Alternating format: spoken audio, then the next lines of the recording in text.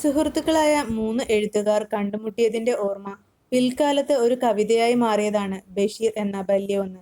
കവികളായ N കക്കാടും Vishnunarayana നമ്പൂതിരിയും കഥകളുടെ സുൽത്താൻ വൈക്കം മുഹമ്മദ് ബഷീറുമാണ് ആ മൂന്ന് എഴുത്തുകാർ. ഊഷ്മളമായ സ്നേഹത്തിന്റെയും സാഹോദര്യത്തിന്റെയും സന്ദേശം പകരുന്ന കവിത കൂടിയാണിത്. രോഗശയ്യയിൽ അവശനായി കിടക്കുന്ന കവി എൻ കക്കാടിനെ സന്ദർശിക്കാൻ എത്തിയതാണ് വൈക്കം മുഹമ്മദ് ബഷീറും വിഷ്ണുനാരായണ നമ്പൂതിരിയും. ഇവൾ എൻ്റെ പേരക്കുട്ടിയാണ്. ഈശ്വരന്റെ സത്യത്തെക്കുറിച്ചറിഞ്ഞ സൂഫിയായ അങ്ങ് എൻ്റെ പേരക്കുട്ടിയായ ഇവളെ നെറുകയിൽ തൊട്ട് അനുഗ്രഹിച്ചാലും എന്ന് വിഷ്ണുനാരായണ നമ്പൂതിരി ബഷീറിനോട് അഭ്യർത്ഥിച്ചു. കുഴിയാനയിലും ആടിലും സർവചരാചരങ്ങളിലും സ്നേഹപ്പൊരുൾ തേടുന്ന ബഷീർ കുട്ടിയെ എടുത്ത് മടിയിലിരുത്തി.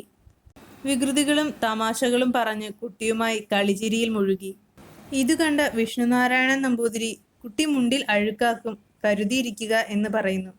എന്നാൽ അതിന് സരസമായ സ്വതസിദ്ധമായ ശൈലിയിൽ മറുപടി പറയുകയാണ് ബഷീർ. അവൾ എൻ്റെ മടിയിൽ തീർത്ഥം തളിച്ചു കൊള്ളട്ടെ എന്നാണ് ബഷീർ പറഞ്ഞത്. എന്തിനേയും സ്നേഹത്തോടെ മാത്രം കാണുന്ന കണ്ണാണ് ബഷീറിൻ്റേത്. കുട്ടിയുടെ കളിയും ചിരിയും ആസ്വദിക്കുകയാണ് ബഷീർ. ബഷീർ കൃതികളെക്കുറിച്ചും അദ്ദേഹത്തിന്റെ ദർശനങ്ങളെക്കുറിച്ചുമാണ് തുടർന്ന് പറയുന്നത്. ഒന്നും ഒന്നും ചേരുമ്പോൾ രണ്ടാകും, എന്നാൽ ഒന്നും ഒന്നും ചേർന്നാൽ രണ്ടല്ല, വലിയ ഒന്നായി തീരുമെന്ന് കണ്ടെത്തിയ ആളാണ് ബഷീർ.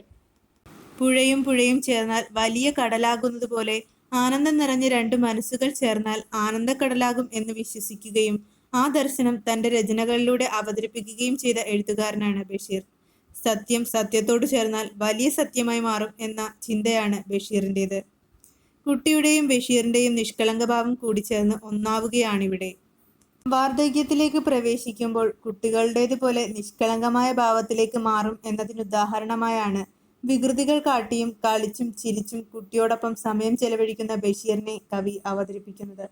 വാർദ്ധക്യം എന്ന രണ്ടാം ബാല്യം ആഘോഷമാക്കുകയാണ് ബഷീർ.